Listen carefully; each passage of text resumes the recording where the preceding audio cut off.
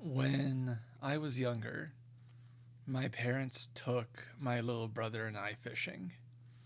And in Virginia, and I suppose any coastal area, I think a lot of people think of fishing as like you spend 3 hours driving out into the woods in the middle of fucking nowhere to fish out of a very specific lake or river.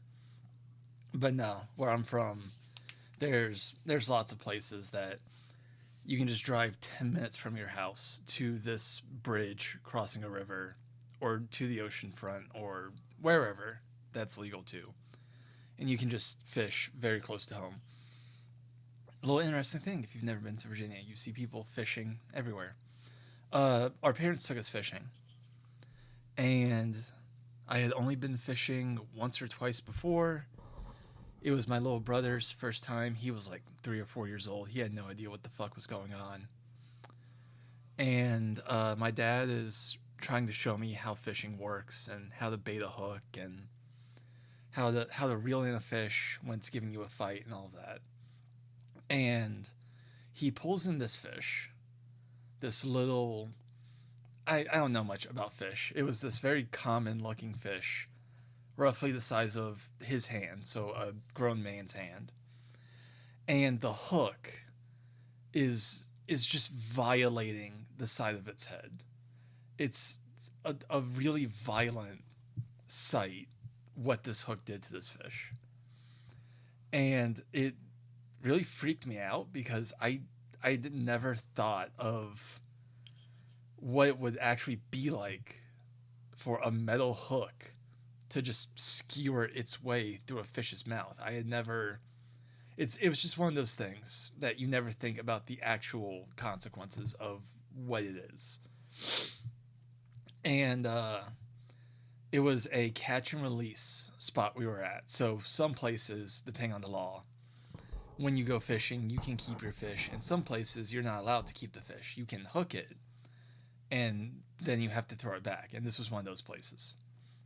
So off of this bridge, you had to throw back your catch. So he takes the fish. He's trying to get the hook out, and he just can't. It's just stuck in there. He can't pull it through to pull it through the rest of the way for some reason. I think like the cartilage of the fish's skull was stopping it, and he couldn't pull it back because fish hooks they're barbed.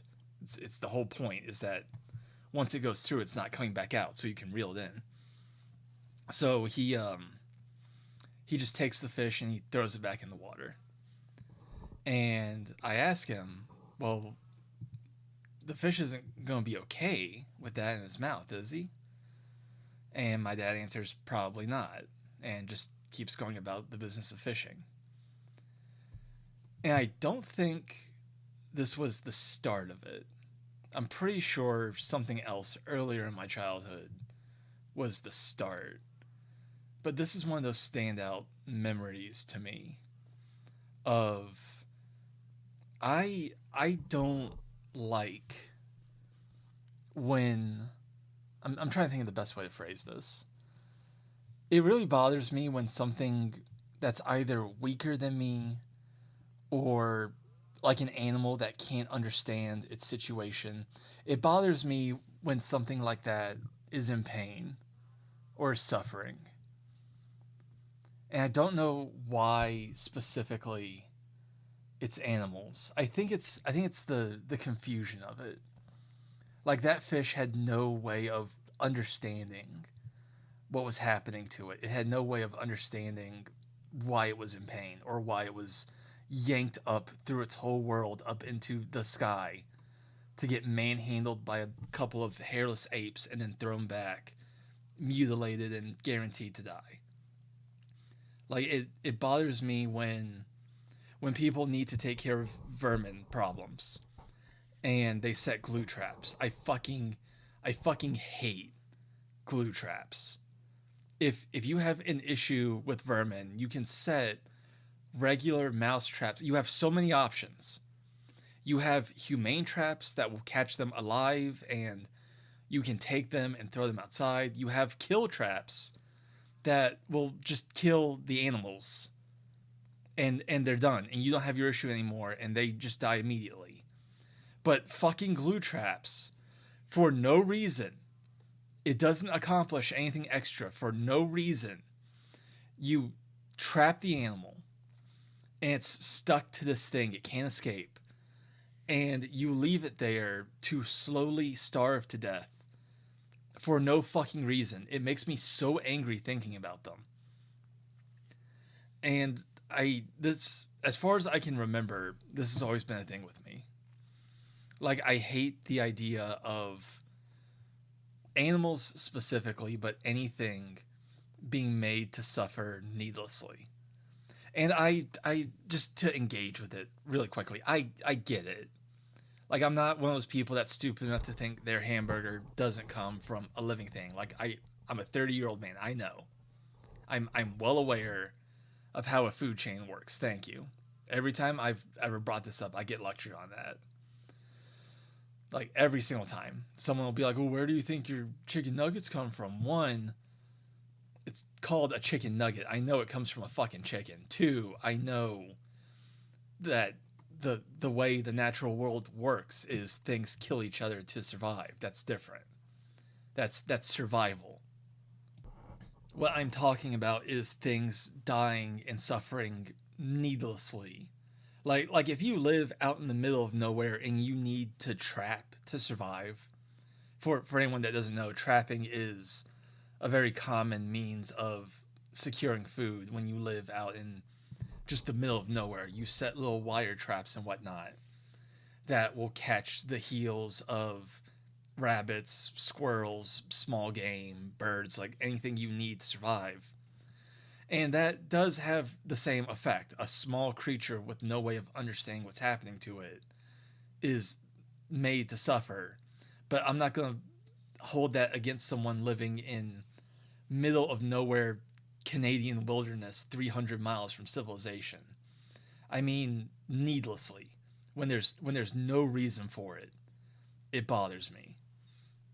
And I know animals will kill each other in the most brutal fashion. They're animals.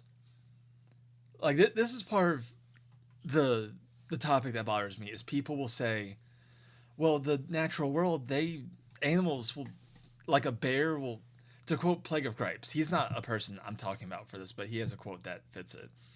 A bear will eat a baby deer ass first and make it suffer for hours for no reason. And yet, yes, it will, but it's a fucking bear. Like, with being a person, I believe there comes a innate responsibility alongside your higher brain functions. And that responsibility is compassion and empathy. Like, a bear has no way of understanding or caring that it's causing pain, something it doesn't like, in another living thing, and it would be kind to not cause that pain. It can't understand that.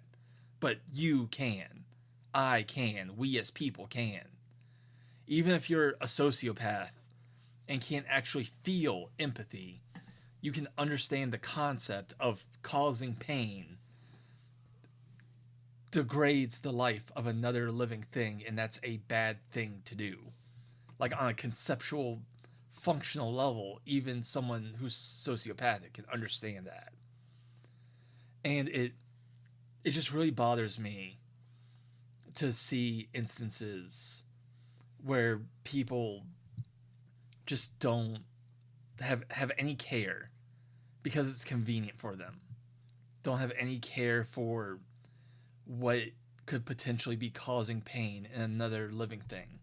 Like, recently I thought of glue traps because I was recently going through this retail store, like one of those places that buys Amazon leftover product and then turns it over at a profit.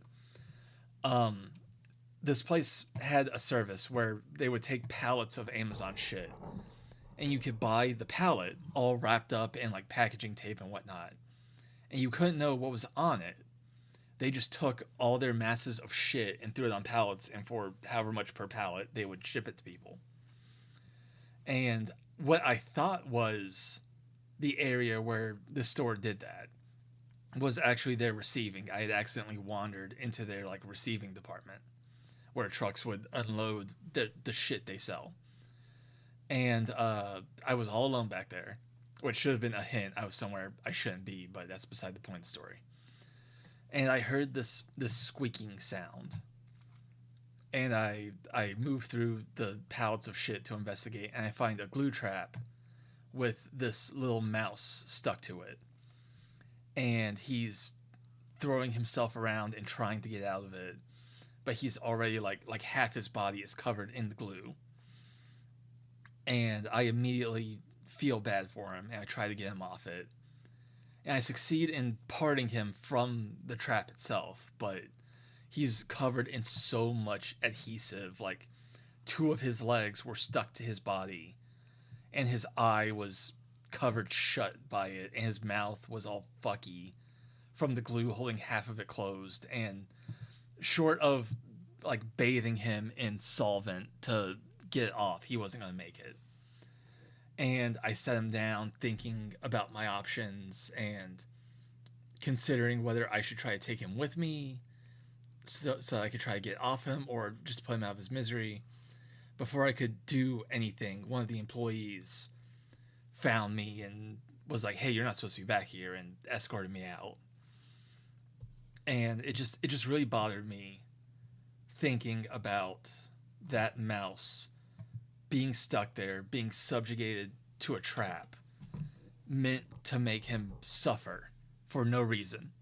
Like a simple swing trap, like the ones with the little pedal you put the fucking cheese on, even though mice don't eat cheese. That's a myth. That's a myth cartoon started. They actually like peanut butter a lot more. If you ever need to bait like a mouse trap, use peanut butter. But they have the little pedal, you put the bait on it, and the little wire swings over and snaps on it and breaks their spine. Like, that's infinitely more humane than a fucking glue trap. And just thinking about it makes me upset. And I've been talking about this for 12 minutes and 20 seconds because that sentiment that killing and hurting things for no reason is a bad thing is pretty central to the subject of our art piece in this. Metal Gear Rising is a timeless story. It's been over a decade since it released. And yeah, the most common means of its immortality has been the memes. The memes will never die. And they're very funny. I see your monsoon going, are you r/j or r/srs? I've seen it. Thank you. It was very funny the first time. And I'll be honest, it's still funny. Even though I'm tired of fucking seeing like half of what people spread around about this game, they are still in fact funny. I'll give you that. But there's something else about the game that has stuck with me all these years. And it's the fact that I really appreciate a story about pacifism that defies what people expect a story about pacifism to be. When I tell people I think of Raiden as a pacifist, they tell me I'm fucking crazy.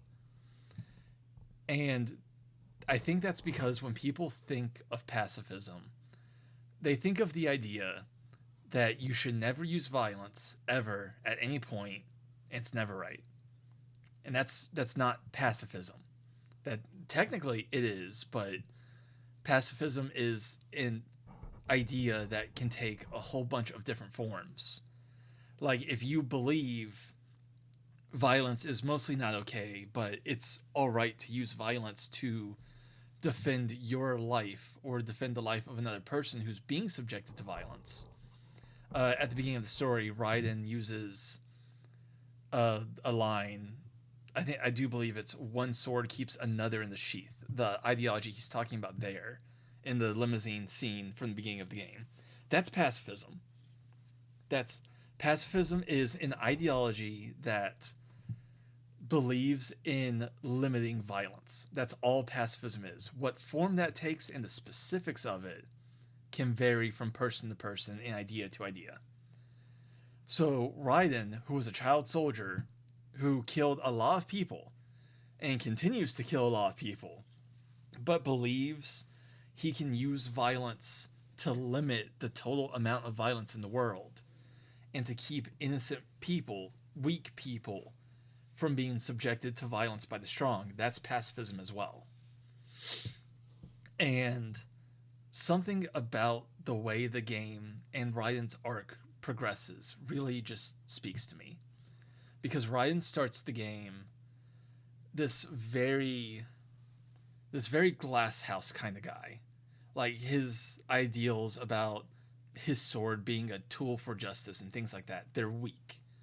His ideals and his perceptions of the world, they're ill-founded. Not necessarily that he's wrong. When people get into these philosophical discussions and the themes of a work like this and the way the world should be and all that, they tend to break things down into right and wrong. It's not necessarily that Ryan's wrong, it's that he's weak in his ideals.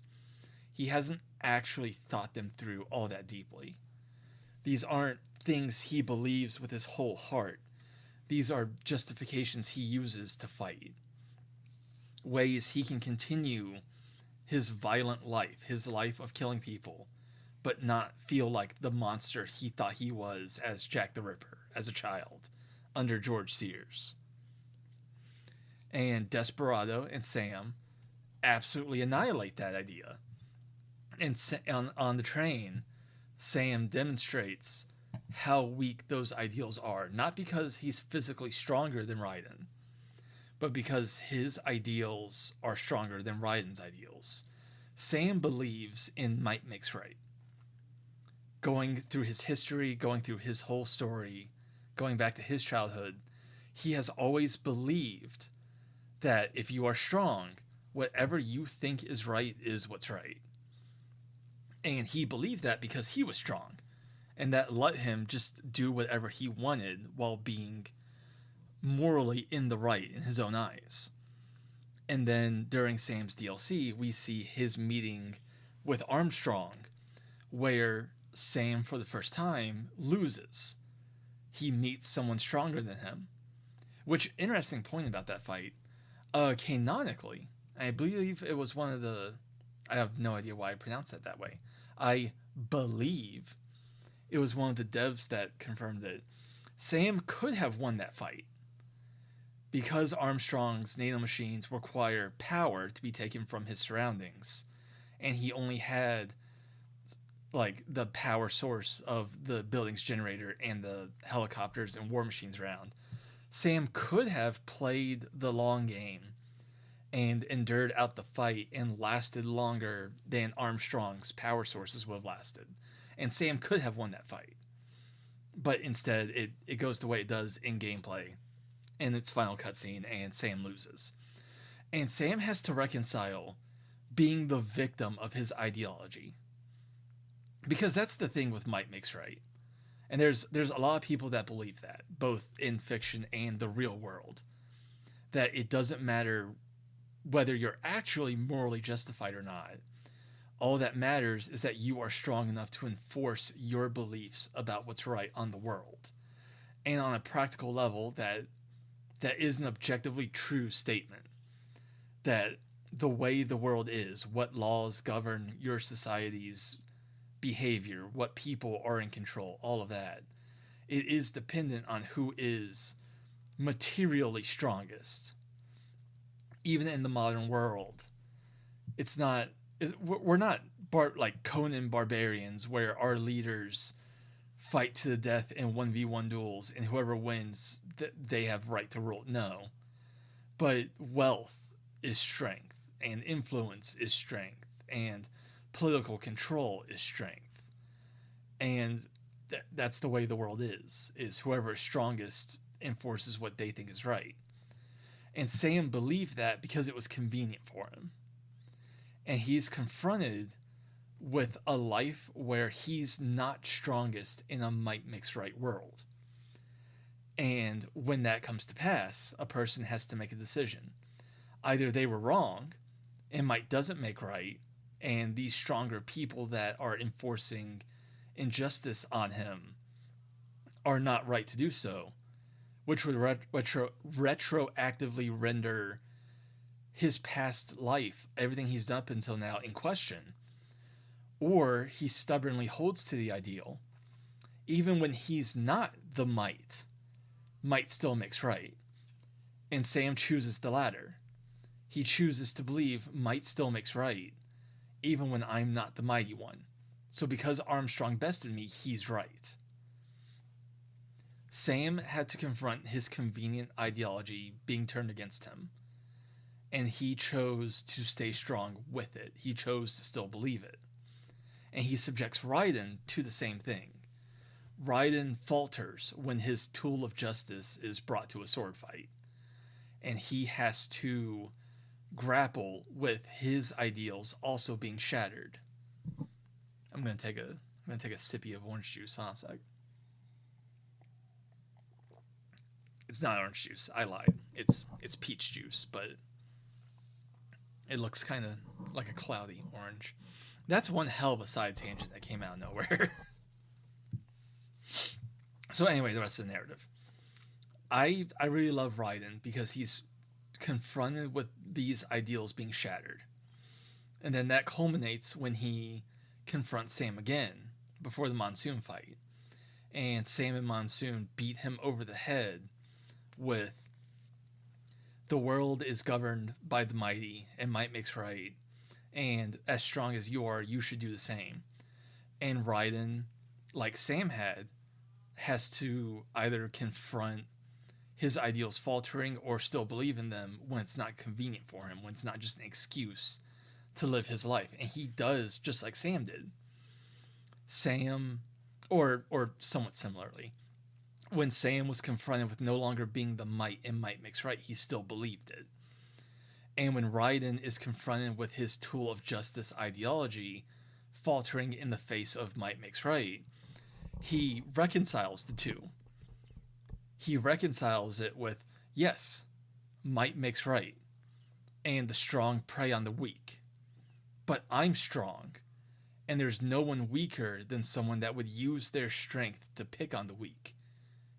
So I'm strong, and you're weak, and I'm gonna fucking kill you for it. And then he proceeds to just blender Monsoon up against the wall. It's funny how over the top and kind of goofy the narrative is. And it's also goofy like Raiden going full edgelord, turn off my pain inhibitors, but at the core of it all is this very moving story about a man who was horribly abused as a child. Like Raiden's upbringing is so nightmarish and so terrible. And he comes out of it wanting to be a better person. Despite everything he went through, he still believes that Jack the Ripper, that kid that was butchering Afrikaans soldiers in the bush, could still grow up to become something more, could still do good in the world. And then he goes through all the trauma and mess that is Metal Gear Solid 2 and still believes that. Even leading up into the events of Rising and Rising years later, he still believes that. And when he's confronted with people that are so much stronger than he is at the start of this journey during Rising, and he has his ideal shattered, and he has to either adapt or stick with them, he chooses to still believe, despite everything he is, despite being a killer, despite being only a hair's breadth difference from Sam or Monsoon or Sundowner or any of Desperado, he still believes he can do good in the world. He still believes he can stand up for people. He still believes he can be a tool of justice, even when the world is such a dark and cruel place that might still makes right. And fuck, man. That just really resonates with me. I love stories where a person trying to do good has to go through so much awfulness and trauma, and they still choose to do good. they still choose to try and be better. That really clicks with me. And I love stories like that. And that's part of why Rising has stuck with me for so long. It's the incredible gameplay, it's the amazing soundtrack, it's all the composite pieces that make for a great game experience. But it's also the story of people following what they believe in. Even the most evil people in the story. Sundowner, I fucking love war. I fucking love destroying cultures and infrastructure. And even him, it's in a way a weird, like, Jeffrey Dahmer ass psychopath murderer kind of way. It is kind of respectable to see a person believe in something so strongly and still pursue it with their whole heart, even if he is an evil bastard making an army of child soldiers. And even above him, you have people like Mistral, who is working for the bad guys. She is working to help create the child super soldiers. But she lived a life totally devoid and empty of meaning before finding someone that had ideals they believed in, and fighting and dying for ideals, even if they are someone else's, was something she never thought she could have, and that she envied her opponents for being able to die for something they believed in. And her final moments, she is accepting and wholeheartedly believing in what she died for. And like this is going to be morbid, but think of potentially the eventual end of your life and all the potential ways it could come about. How many of them end with you satisfied you lived your life? How many of them end with you satisfied that the way your life ended brought about something meaningful in the world? Like, just even if she is evil, even if she is serving another person's ideals and they aren't actually her own, the story of her finding something that had tangible meaning. And also, she was mean to Blade Wolf. I forgot that. I forgot the ending of the Blade Wolf DLC. Fuck Mistral. She was mean to the good boy. But just like her final moments being peace and acceptance because it was for something she believed in and she finally got what she wanted. That's a beautiful story. And it all culminates with Raiden evolving philosophically, inheriting Snake's legacy after the events of 4, trying to figure out what it means to be a soldier, what it means to be a killer, but also wanting to do good in the world, and finally coming to that answer. The thread connecting Raiden back goes all the way back to the boss, who served in World War II, and her passing her legacy on to John, and him passing... Oh wait, is his name John? Fuck, hold on a second. What's Big Boss's name?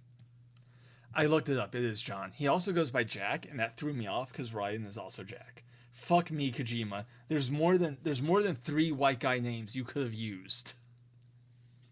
But anyway, her passing her legacy on to John, and him passing his ultimately to David, and David passing it to Jack, and Jack finally finding maybe not the answer, but an answer that brings meaning to his life. And starting with the events that preceded Metal Gear Solid 3 and going for almost a full century, culminating in Raiden finally reconciling his ideals with the world. It's just a really moving story to me, and I love it very dearly. I think at some point I should talk about the art in my art journal. So this is, first off, our first original piece to be in the art journal. I sound pretentious as fuck calling it, oh, my art piece. This fucking doodle. This was something I drew a year ago, 2 years ago, I think, originally. And something I found very surprising in making it again was it came out better this time. I've barely practiced at all since I first drew this on pen and paper at least a year ago, if not two. And it actually came out a lot better this time. It I'm not saying it's good. It's not particularly good. But like Sundowner's, I just hit my knee. That kind of hurt, but I'm going to ignore it because I'm a professional. Like Sundowner's expression the first time I drew this, I couldn't get his eyes to look quite right. And I just settled on one eye being one way and the other eye being the other. But here it's actually a cohesive entirety to his expression. And Monsoon came out kind of janky and weirdly proportioned the first time I drew this. And here he looks a lot better. Mistral doesn't look great still. I'm not happy with the way she comes out. And I think part of it is her design is kind of centered on the entirety of it. Like with Monsoon, his weird faceplate, and with Sundowner, him always looking like a fucking serial killer. Even just his face has a lot of character to it. Mistral, like the multiple arms and the human looking sensual form of her artificial body, like it all comes together to convey her personality. And when you break her down to just her face, like I have for this, it kind of detracts a lot. If I were to make this again in like a year or so to see how far I've come, then I might include, like, I don't know, what would I do? Include some of her extra arms to like pose her a bit, give her like a bratty princess kind of feel. I don't know. And then fucking Armstrong up top. I love drawing Armstrong with like Johnny Bravo expressions. I don't know why. They're such wildly different characters, but drawing him with like the smirk and the eyebrows I would associate with Johnny Bravo. Like it just clicks for some reason. They fuse together well. So yeah, this came out a lot better than I was expecting, and it felt really encouraging to try this, just to have material to put up for the art journal, to get some practice in. And then it feels like I'm progressing. I wasn't expecting that feeling. I was expecting it eventually. Like once I get to the point where I know how fucking Krita works. I still don't know. I still don't know anything about my own goddamn software. I don't know how to use layers. I don't anything. I was expecting it to come with that. I wasn't expecting to feel like I'm progressing with just the second piece. And that felt really nice. Oh boy. So yeah, I was really happy with how this came out. Metal Gear Rising means a lot to me, and Raiden means a lot to me. And I was really happy to spend 33 minutes and 3 seconds sharing just a little bit of my personal life and why this is so important to me. And if you've stuck around for 33 minutes and 14 seconds, I really appreciate it. I do. I see the numbers on my channel. I'm not making like explosively popular views or anything. But the people that are watching, like right now, the first art journal has, I think, 21 views. Those 21 people, I appreciate you. I appreciate you coming and sitting down with me and listening to me share. I have had videos with more tremendous success. I had the 70,000 views of the one Dungeon Mesh video, all that. And that does mean a lot to me. That haunts me. But even when my videos don't get that many, just that I get to share some time with the people that do come and choose to watch my videos, it means a lot to me, and I appreciate it. Thank you. Thank you for choosing to spend your half hour with me.